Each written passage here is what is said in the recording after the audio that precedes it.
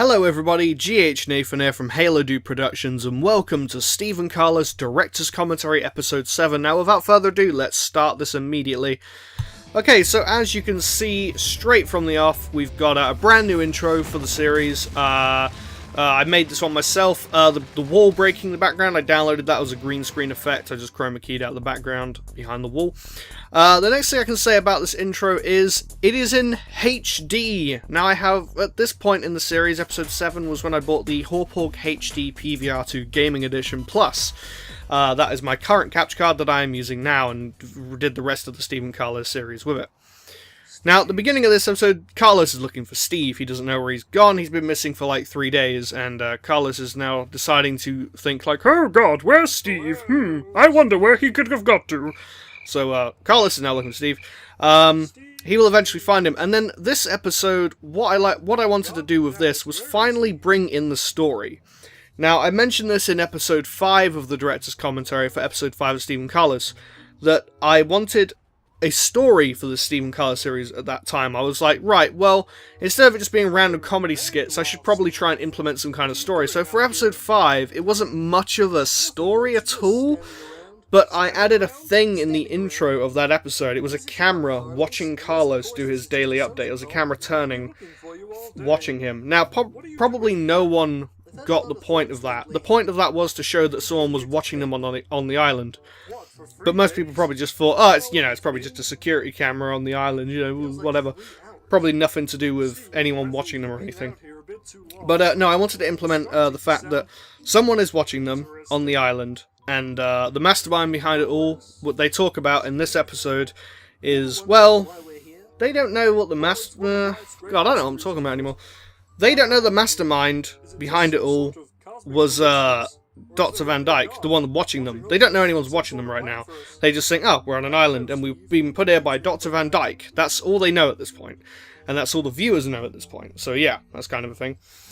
So, Steve went off thinking for like 3 days. He was like, why are we on this island kind of thing? He didn't know. He's like, why are we here? And Carlos is kind of just explaining to him, about the fact that Van Dyke put us on this island because we didn't do our job correctly. That's pretty much what the premise for this episode was, and I wanted to implement some kind of story there.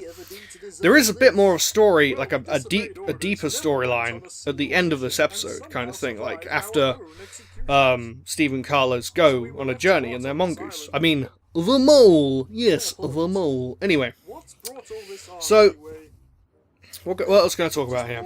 Let's see. The format of the Steve and Carlos series at this point was still the old, like the same intro, the music coming in and everything. I hadn't changed anything of that. I just wanted to add a story just for this episode, and then after this, I kind of, for the rest of the episodes, episode 8 and 9, and I guess 10, there was no story continuation from the end of episode 7. It was kind of just back to story skits. I just wanted to give the viewers something, instead of it just being random comedy skits every episode. I wanted just to give them a little taste of, oh god, someone's found the distress signal kind of thing. So that's pretty much what I was going for right there. How do you do it, Carlos? There's also a lot of references in this episode, which I made as a theme for this episode. There was a Sherlock reference that you just heard there. Before that, there was a huge Red vs. Blue reference from the first episode of Red vs. Blue, like the first conversation that Simmons and Griff have.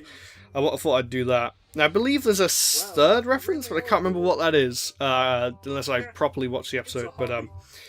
In all the time we've been on this island, we haven't once stepped out of the compound. Yeah, also, that's another weird thing, which I guess I never really explained. They've been on the island, they've been trapped there, in the Harvest part of the island. The map is called Harvest, that they were originally on for the first 6 episodes, well, 5 episodes. They've been there for 3 years, and that's the middle of the island, like the centre of the island. They didn't bother to explore the north, west, south, or east sides of the island.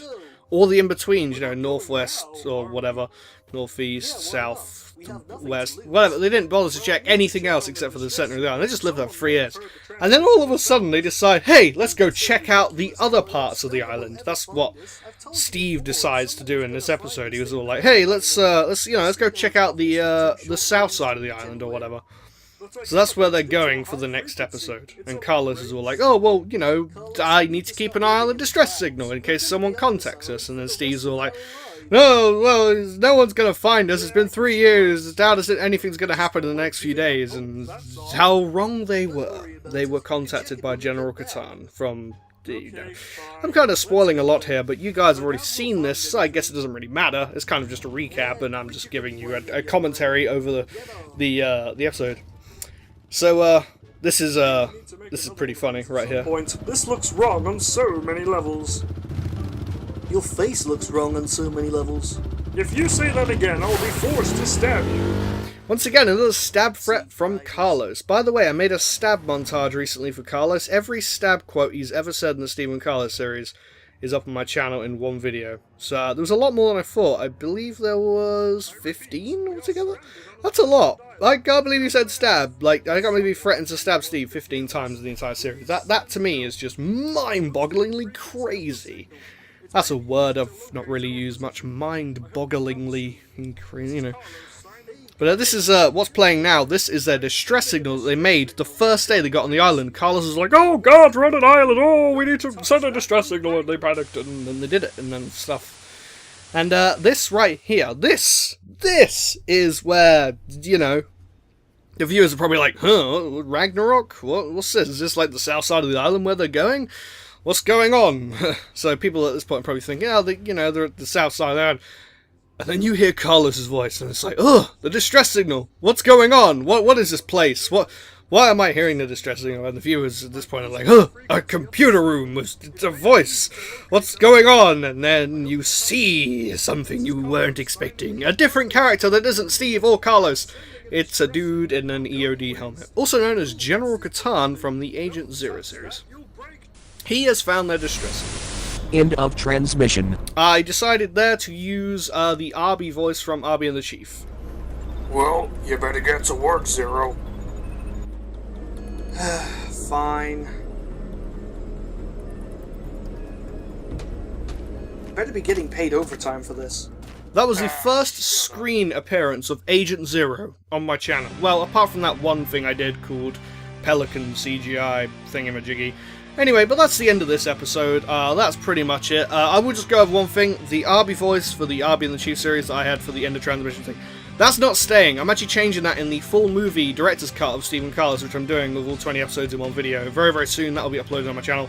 That voice is going to be changed to a character I implemented into episode, I want to say 12 of Stephen Carlos, called Viola. Viola is the VI, the virtual intelligence in the Agent Zero and the Stephen Carlos series. She's on everyone's computer. But enough of that, I don't want to spoil too much of that, it'll be in the Agent Zero series. Anyway, thank you so much for watching this, guys. If you enjoyed, give that subscribe button a smack on the bottom, and I'll see you next time. Goodbye! For more Halo Machinimas and other assortments of gameplay related content, give that subscribe button a bit of a smack on the bottom. Also, don't forget to favorite, like, and share. It really helps, guys.